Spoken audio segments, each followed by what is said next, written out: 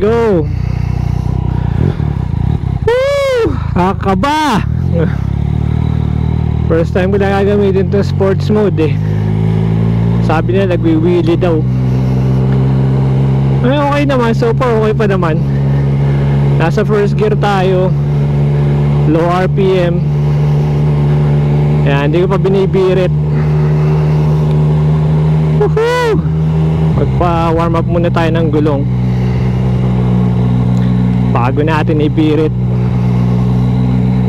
Yeah! Here we go, here we go! Na mga ka-team beats.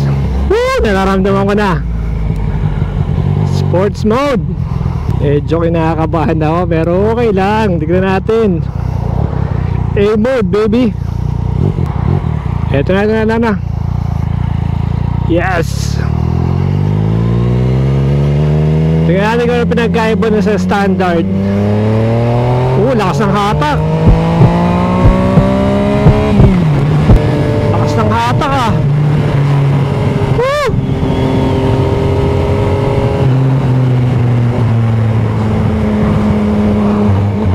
Kaya naman. Mas malakas na nga yung hatak sa sports mode. Kaya mapapansin nyo, yung legs ko naka-wrap around talaga sa tank. Baka pamilapon tayo. Oh yeah! Sports mode baby! Woohoo! Ayos ah. Third gear pa lang. Pero napipil ko na yung torque ka talaga. Konting throttle lang eh, lipad ka kaagad.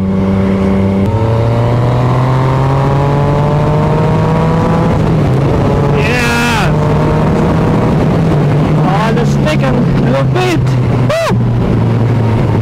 Ganda ng takbo. Nakakatakot na ba mag-wheelie. So today bagong setup. Naka chest mount ako ngayon. Nagamit ko yung Rode Micro Go para hindi siya mabigat sa helmet. So walang naka-mount sa helmet. So okay na okay siya, magana.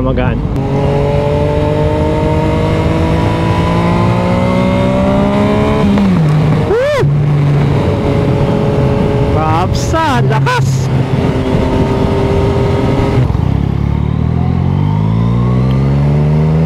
Ayos. Ata baby.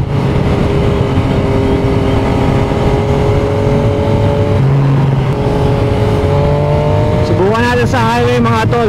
Tingnan natin kung okay yung setup. Tinetesting ko rin yung bagong setup eh. So sa vlogging dahil wala nga, hindi nakakonekta direkta sa GoPro yung yung microphone. Gumagamit ako ng Rode Micro Go. So gusto ko malaman kung okay yung audio. Malalaman natin mamaya.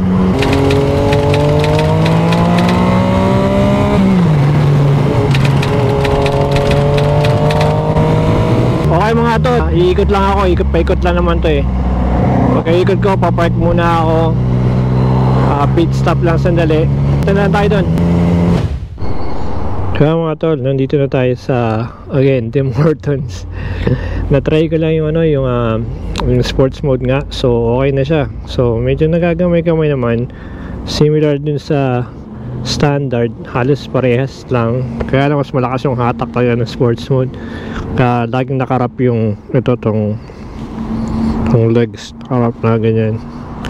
Kung hindi ka nakarap na ganyan, delikado. May kumataw ka bigla eh. So far so good. Ayos naman.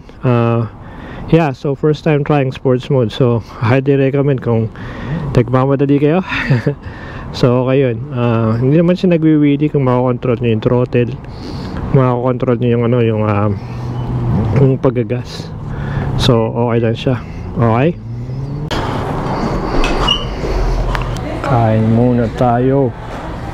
Okay mga tol, medyo maaga pa. So ikot-ikot muna tayo. Subukan pa rin natin isa pang round. Yes,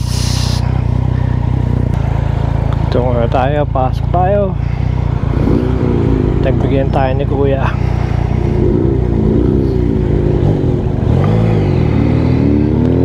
Habol, habol.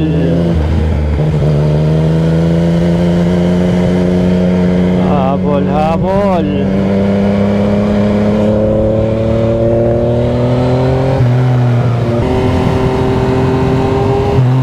Ito na. Malapit na, malapit na. Sports mode.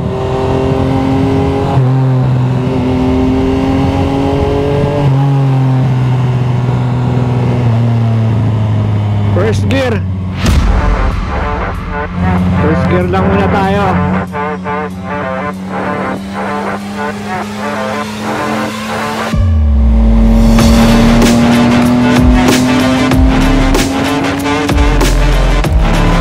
Ataw na!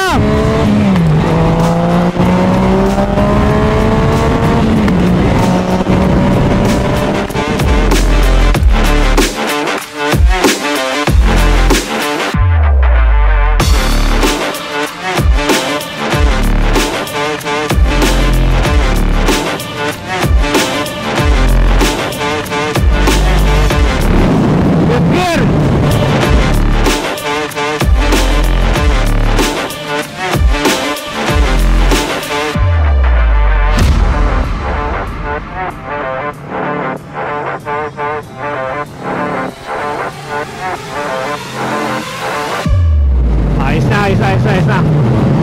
Baka lumipad yung road bike eh.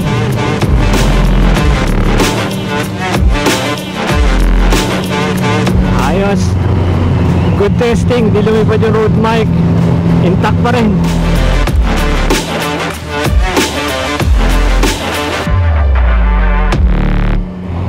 Downshift. Takas talaga umatak. 0 to death row.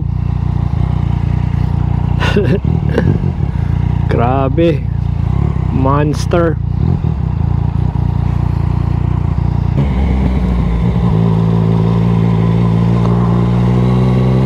Nice one. Naka-score na naman.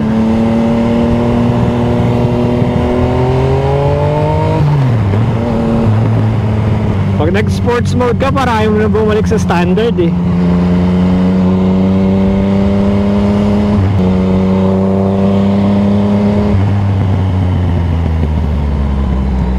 Okay, sa wakas, bukas na rin yung gasolina natin. Tagal ng sarado to eh.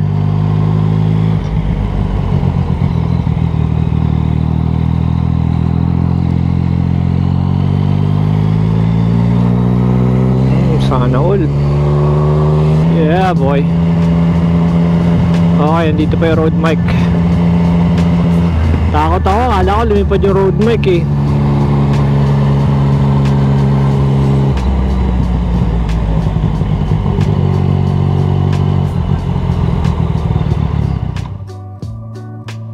For today's vlog, na-testing natin yung A mode ng Yamaha MT-09, aka Sports Mode, Race Mode, or tinatawag nilang Beast Mode.